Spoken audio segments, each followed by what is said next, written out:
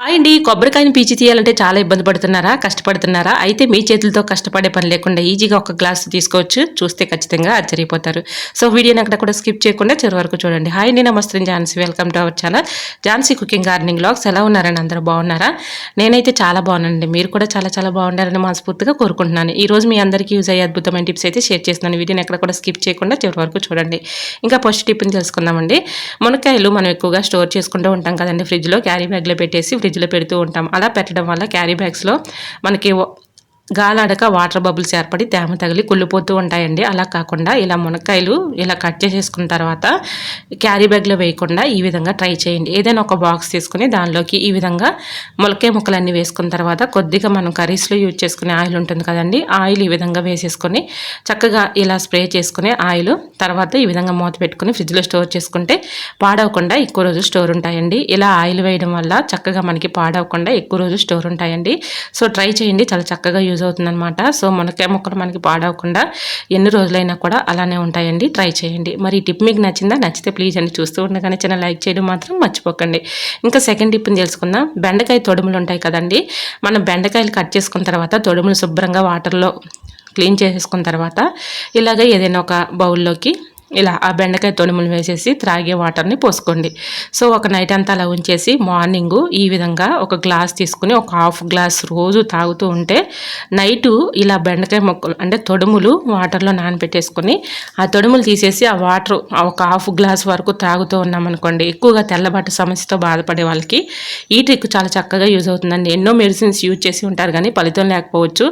ఇలా ట్రై చేసి చూడండి. ఇలా క్రమేణా రోజు త్రాగుతూ ఉంటే ఆ ప్రాబ్లం అనేది తగ్గిపోతుందండి. మీరు ట్రై చేయండి. చాలా చక్కగా వర్క్ అవుతుంది. 100% వర్క్ అవుతుంది. సో ఈ విధంగా తొడుములు తీసేసి ఆ వాటర్ని ఒక హాఫ్ గ్లాస్ వరకు తాగుతూ ఉంటే మంచి రిజల్ట్ అయితే ఉంటుంది. ట్రై చేయండి. అలానే ఇంకా కొన్ని వాటర్ అయితే మిగిలిపోయినాయి కదండి. అందులో కొన్ని వాటర్ కలుపుకొని మన ఇంట్లో కొన్ని పూల మొక్కలు పెంచుకుంటూ ఉంటాం కదండి. పూల మొక్కలు మాత్రం వేసేసామనుకోండి మంచి క్రాప్ అయితే ఉంటుంది. పువ్వులు కూడా కలర్ఫుల్గా పోస్తాయండి. ట్రై చేయండి. ఈ విధంగా పారబోసే బదులు వేస్ట్ అని ఇలా ఇంట్లో ఉన్నటువంటి పూల మొక్కలకి ఇచ్చుకున్నాం అనుకోండి మంచి క్రాప్ అయితే ఉంటుంది. సో ట్రై చేయండి. ఇంకాస్త వాటర్ ఇలా యాడ్ చేసేసి ఇంట్లో ఉన్నటువంటి పూల మొక్కలకి ఇచ్చుకుంటే మంచి క్రాప్ అయితే ఉంటుంది. ట్రై చేయండి. మరొక యూస్ఫుల్ టిప్ తెలుసుకునే ముందు చిన్న రిక్వెస్ట్ అండి. ఇంతవరకు మన ఛానల్ని ఎంతగానో ఆదరించి సపోర్ట్ చేసి ముందుకు తీసుకెళ్తున్న ప్రతి ఒక్కరికి కూడా చాలా చాలా థ్యాంక్స్ అండి. ఇలానే సపోర్ట్ చేయండి. మన ఛానల్లో ఇంకా మంచి మంచి న్యూ టిప్స్ అయితే షేర్ చేస్తూ ఉంటాను. సో చూశారు కదండి. ఈ వాటర్ని మనం పూల మొక్కలు ఇచ్చుకుంటే మంచి క్రాప్ అయితే ఉంటుందండి. మనకి ఇవన్నీ కాదు, కిచెన్లో వచ్చినటువంటి వేస్టేజ్ ఉంటుంది కదండి. ఆనియన్స్ తొక్కలు కానీ ఫ్రూట్స్ తొక్కలు కానీ బియ్యం కడిగిన వాటర్లో ఒక నైట్ అంతా నానబెట్టేసుకుని మనం పూల మొక్కలకి ఇచ్చుకుంటే మంచి క్రాప్ అయితే ఉంటుంది. ట్రై చేయండి. ఇంకా నెక్స్ట్ టిప్ని చేసుకుందామండి. పులిపిర్లు ఉన్న చోట ఈ విధంగా ట్రై చేయండి. పులిపిర్లు ఫటాఫట్ రాలిపోతాయి అనమాట. ఏదైనా ఒక బౌల్ తీసుకుని దానిలోకి ఈ విధంగా కొద్దిగా బేకింగ్ పౌడర్ వేసుకోండి. అంటే మనం వంటల్లో యూజ్ చేస్తూ ఉంటాం కదండి బేకింగ్ పౌడర్. ఇలా తీసుకున్న తర్వాత దానిలో కొద్దిగా వెనిగర్ కలుపుకోండి. ఇలా చూడండి, వెనిగర్ వేసిన వెంటనే మనకి నొరచలాగా వస్తుందన్నమాట.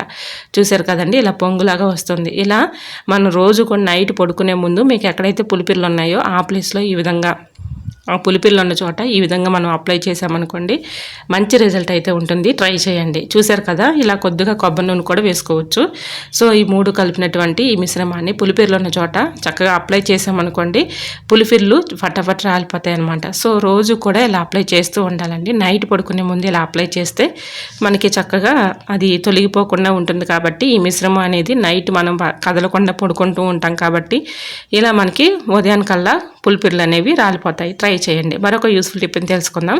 ఏదైనా ఒక ప్లేట్లో ఈ విధంగా వాటర్ పోసేసుకొని పేపర్ని ఒక న్యూస్ పేపర్ తీసుకొని ఇలాగా ఆ వాటర్లో పెట్టేసుకోండి. తర్వాత కొన్ని వాటర్ కాగబెట్టుకొని ఈ విధంగా కిచెన్ సింక్ ఉంటుంది కదండి. కిచెన్ సింక్లో ఈ విధంగా గోరువెచ్చని వాటర్ కొద్దిగా బేకింగ్ పౌడర్ వేసేసి సాల్ట్ వేసి ఈ విధంగా క్లీన్ చేసుకుంటూ హాట్ వాటర్ని పోసుకోవాలి. ఇలా పోసుకోవడం వల్ల మనకి సింక్ అంతా ఎటువంటి బ్యాడ్ స్మెల్ లేకుండా మంచి స్మెల్ వస్తుంది. అలానే ఎటువంటి బల్లులు బొద్దింకలు రాకుండా కూడా ఇలా వర్క్ అవుతుందండి. ముందుగా మనం న్యూస్ పేపర్ని నానబెట్టుకున్నాం కదండి వాటర్లో. ఇలా పెట్టేసామనుకోండి వీటి మనకి ఆ హోల్స్లో నుంచి బల్లులు కానీ బొద్దింకలు కానీ రాకుండా ఉంటాయి. ట్రై చేయండి. మరొక యూస్ఫుల్ టిప్ని తెలుసుకుందాం. మనం కొబ్బరికాయ పీచు తీయాలంటే చాలా ఇబ్బంది పడుతూ కష్టపడుతూ ఉంటాం కదండి. ముఖ్యంగా మనం ఆడవాళ్ళని తీయాలంటే చాలా ఇబ్బందిగా ఉంటుంది. సో ఇలా ఎండి కొబ్బరికాయ పీచు తీసేటప్పుడు దానిపైన ఎండు పీచు ఉంటుంది కదండి, దాన్ని తీయాలంటే చాలా ఇబ్బంది పడుతూ ఉంటాం కదా. ఒక గ్లాస్ తీసుకొని గ్లాస్ పెట్టేసి కొంచెం తీసిన తర్వాత గ్లాస్ కొట్టేసామనుకోండి పైన చక్కగా ఆ పీస్ అనేది వచ్చేస్తుందండి. ఆ వీడియో క్లిప్పింగ్ మిస్ అయిందండి, సారీ. సో ఇంకా మనం పీస్ తీసిన తర్వాత కొబ్బరికాయకి ఇలా పీస్ అనేది ఉంటుంది కదండి, ఆ పీసు లాగాలన్నా కూడా మనం చాలా ఇబ్బంది పడుతూ కష్టపడుతూ ఉంటాం కదా. ఇలా ఒక గ్లాస్ సహాయంతో ఈజీగా ఎంత పీసునైనా కూడా ఈ విధంగా తీసేసుకోవచ్చు. ట్రై చేయండి. ఇలా కొబ్బరికాయ పీస్ తీసేటప్పుడు చాలా ఇబ్బంది పడుతూ ఉంటాం కదా, ఇలా ఒక గ్లాస్ తీసుకొని గ్లాస్తో ఈ విధంగా చక్కగా ఈజీగా ఎంత పీసునైనా కూడా ఈజీగా తీసేసుకోవచ్చు. ట్రై చేయండి. సో మరి ఈ టిప్ కూడా మీకు నచ్చింది అనుకుంటున్నా. నచ్చితే ప్లీజ్ అండి చూస్తూ ఉండగానే చిన్న లైక్ చేసి మన ఛానల్ని తప్పకుండా సబ్స్క్రైబ్ చేసుకోండి. ఇలాంటి మరి ఎన్నో ఇంట్రెస్టింగ్ టిప్స్ కోసం ఛానల్ తప్పకుండా సబ్స్క్రైబ్ చేసుకోండి. మరొక యూస్ఫుల్ టిప్ని తెలుసుకుందాం. ఈ టిప్ కూడా మన అందరికీ యూజ్ అయ్యే అద్భుతమైన టిప్ అండి. సో ఈ టిప్ ఏంటంటే, మనం ఎగ్స్ అంటే ఈ విధంగా చక్కగా ఆయిల్లో డీప్ ఫ్రై చేస్తూ ఉంటాం కదండి. ఆయిల్లో కొంచెం ఆయిల్లో అయినా మనకి ఎగ్స్ కలర్ఫుల్గా ఉండాలి, అలానే తినడానికి కూడా టేస్టీగా ఉండాలంటే తక్కువ ఆయిల్లో అయినా ఈ విధంగా ఎగ్స్ అయితే ఏం చేసుకోవచ్చు. సో కొద్దిగా పసుపు, కొద్దిగా కారం, అలానే సాల్ట్ వేసేసుకొని ఈ విధంగా తక్కువ ఆయిల్లో అయినా ఎగ్స్ ఈ విధంగా ఏం చేసుకోవచ్చు. చూడటానికి కలర్ఫుల్గా ఉంటాయి, తినడానికి కూడా చాలా టేస్టీగా ఉంటాయండి. సో మళ్ళీ తీసిన తర్వాత మనం ఈ విధంగా కొద్దిగా కారం, సాల్ట్ జల్లేసుకుంటే తినడానికి చాలా టేస్టీగా ఉంటాయండి. ట్రై చేయండి. మరొక యూస్ఫుల్ టిప్ని తెలుసుకుందాం.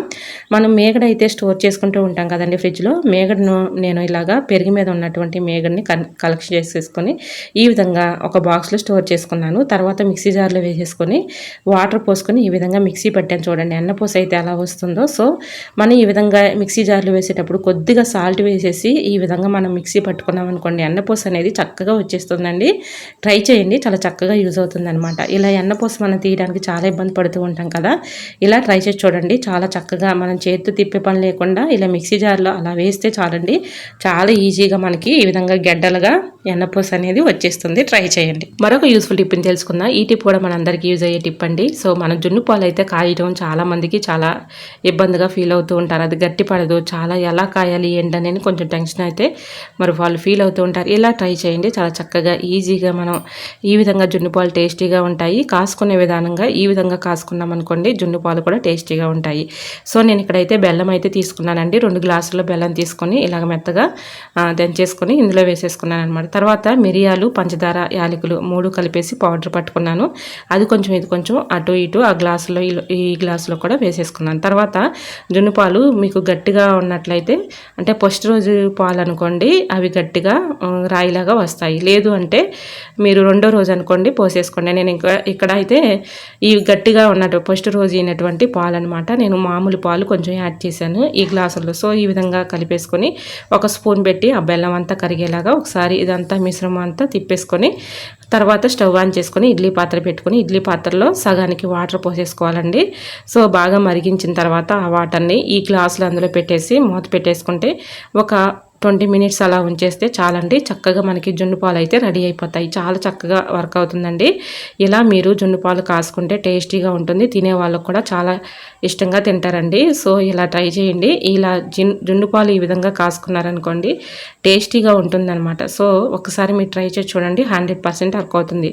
సో మరి మీరు ఎలా జున్ను పాలు కాస్తారనేది కమెంట్ సెక్షన్లో షేర్ చేయండి. మరి ఈ టిప్ మీకు నచ్చిందా? నచ్చితే ప్లీజ్ అండి చూస్తూ ఉండగానే చిన్న లైక్ చేసి మన ఛానల్ని ఫాలో అవ్వండి. సో ఈ టిప్స్ అన్నిట్లో మరి మీకు ఏ టిప్స్ అయితే యూస్ఫుల్గా ఉన్నాయో, ఏ టిప్స్ అయితే మీకు బాగా నచ్చాయి అనేది ప్లీజ్ అండి చిన్న కమెంట్ చేయండి. మరి ఇంతవరకు మన ఛానల్ని ఎంతగానో ఆదరించి సపోర్ట్ చేస్తున్న ప్రతి ఒక్కరికి కూడా చాలా చాలా థ్యాంక్స్ అండి. అలానే ఒక స్మాల్ రిక్వెస్ట్ అండి, మరి ఈ వీడియో మీరు ఎక్కడి నుంచి చూస్తున్నారో నాకు తెలియదు కానీ ప్లీజ్ అండి మీరు ఎక్కడి నుంచి చూసినా కూడా చిన్న కమెంట్ చేయండి ఫ్రెండ్స్. ఎందుకంటే మీరు ఎక్కడి నుంచి చూశారు అనేది నాకు కూడా అర్థమవుతుంది కాబట్టి. సో మరి నా వీడియో ఎంతవరకు వెళ్తుందని తెలుసుకోవడం కోసం ఫ్రెండ్స్ తప్పకుండా చిన్న కమెంట్ చేస్తారని ఆశిస్తున్నాను. మరొక వీడియోతో మళ్ళీ కలుసుకుందాం. అంతవరకు by by. Thanks for watching.